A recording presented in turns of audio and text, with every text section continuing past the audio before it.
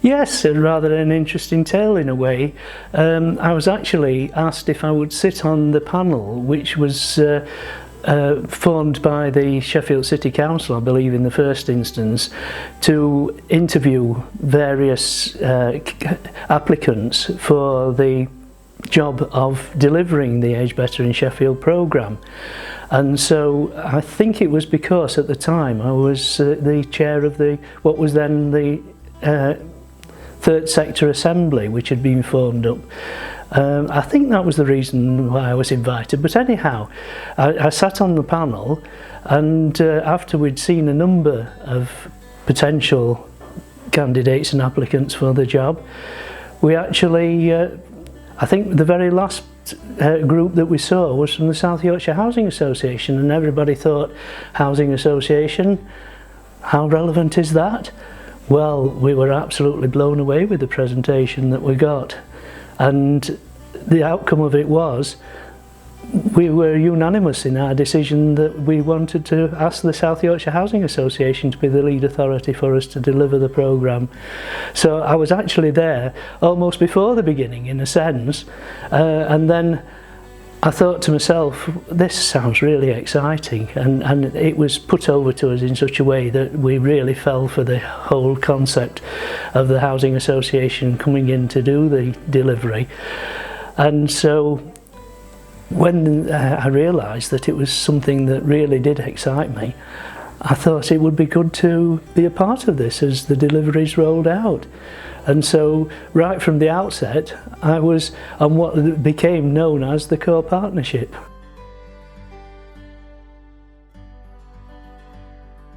I think that, as far as I'm concerned, co-production is designed to help to ensure that resources are used to develop the services that people, and in this case older people in particular, actually really want.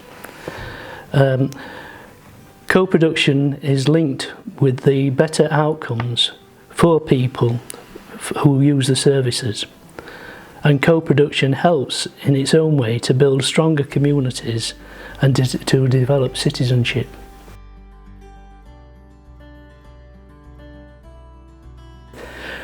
Well, I was thinking sort of quite carefully about this and thinking there are component parts to the whole idea of co-partnership, and there's certainly, if I just refer to my note, it's co-design and co-delivery, co-governance and co-commissioning, and the partnership board is really more involved in the two latter things, the co-governance and co-commissioning, but of course is very much aware of the other part of the partnership, which requires the work to be put in to design and to deliver.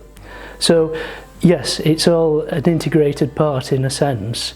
The Age Better in Sheffield Partnership Board certainly is interested in the design and delivery, but we realise that that is really more the operational side of the job.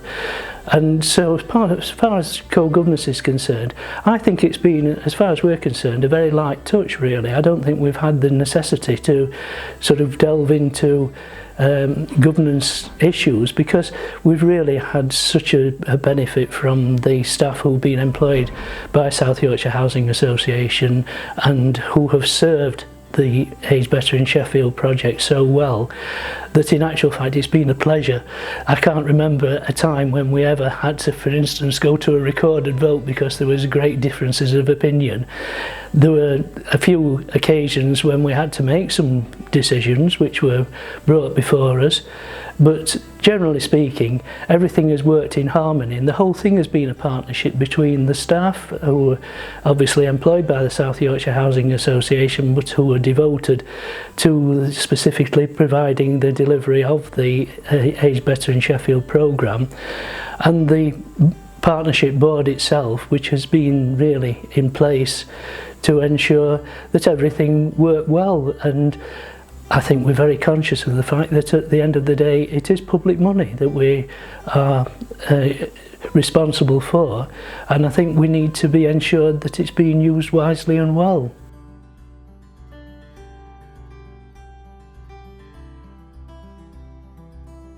Well, let me quote to you from your own website. The Age Better in Sheffield is guided by our core partnership, which includes older people, professionals and representatives of organisations across the city. The partnership meets regularly throughout the year. We actually meet probably at 2 monthly intervals as a normal way of working, and we direct the development of the programme. We also provide governance, although as I've said, I think that's been pretty much a light touch on our part, and we just make sure that decisions are made to keep the project moving forward. And I think really that sums it up quite neatly and says what the core partnership is all about.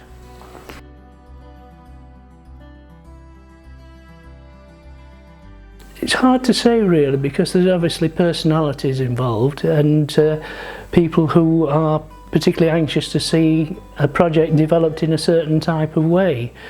And I think where there is pressure from individual members to move in a direction which other people are not necessarily entirely comfortable with, there needs to be discussion. But as I say, I don't think we've ever reached the stage where we felt that the partnership board was falling apart or anything like that. I felt that we have actually worked together very corporately.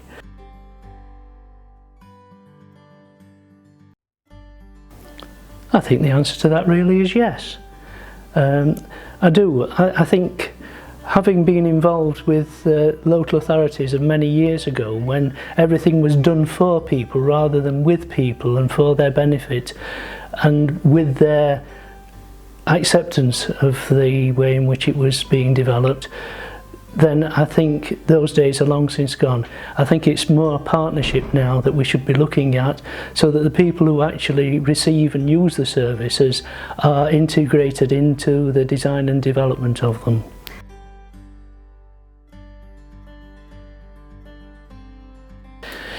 It actually worked a lot better than the first phase of commissioning, because my recollection of the first phase is that we had about 30 people in a room sat around the table.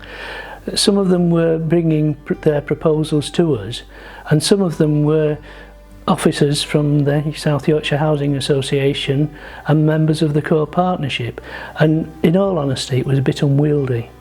And so I think we'd learnt our lesson, and the next time we went into the second round, we had the co-partners broke into 2 separate groups, so we had a lot less people involved, and I think probably only 1 representative from the Housing Association present, from the senior management obviously, and that worked a lot better because it was a lot more informal and it was easier to actually talk in a fairly relaxed way about the proposals that the various applicants were bringing in front of us, as to why they felt that they would be well suited to deliver part of the programme. So it was, in terms of co-commissioning, organised in a far better way, and I think that the outcomes were actually better, because I think that the second phase has left us with, I think I'm right in saying, 9 projects which are in the main delivering very well and according to the key performance indicators which you have set for them to achieve.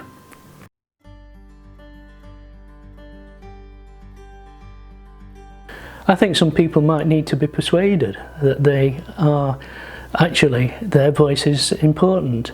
And I think if they are users of the service, then it's essential that we actually ensure that they do come across knowing that what they say has got relevance, is going to be heard, and wherever possible is going to be used in the final solution.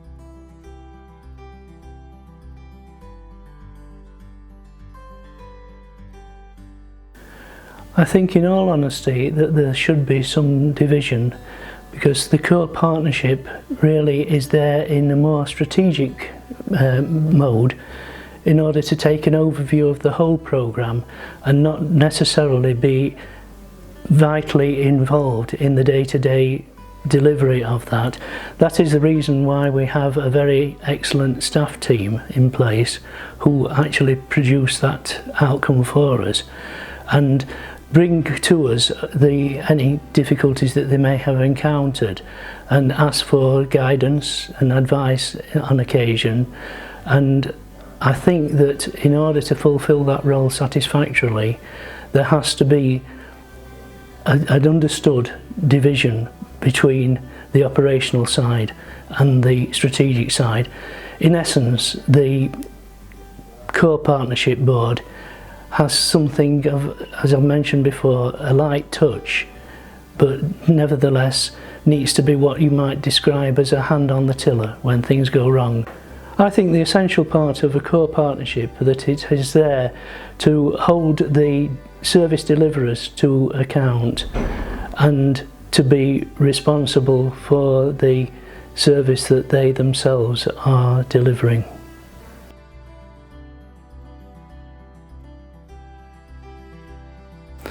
Well, I've always had at the back of my mind the 5 ways to well-being. In fact, I've always carried the card in my wallet, which reminds me about it. And the final thing of the 5 things that are mentioned is to give. And I think if you've got something to give, you can find a certain amount of fulfilment for yourself in actually being part of something where you've got something that you feel is going to be of some benefit. I mean, without anybody wanting to blow their own trumpet, I think people who feel that they may have got a skill or some personal attribute which can be harnessed in a way, and I think it could well be that the Partnership Board has given quite a number of people the opportunity to bring their own skills, knowledge and experience and expertise to the table, and it's amazingly worked so well.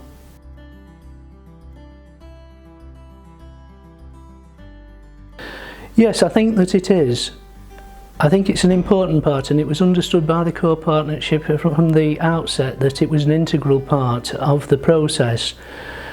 I think that we knew that there would be some projects to which funding was allocated which perhaps would not necessarily be entirely successful or wouldn't be quite delivered in the way in which they'd been put over to us. And I think we had to accept that there's always some benefit to be gained from looking back over the ones that were less successful, in terms of there is something to be learned from the experience and that nothing is actually wasted.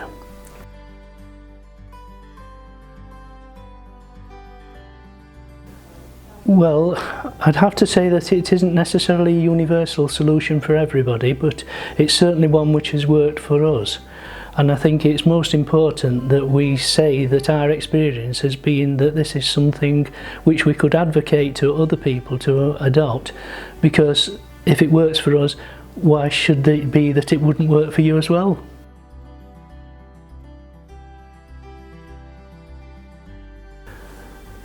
Co-production is a meeting of minds coming together to find shared solutions.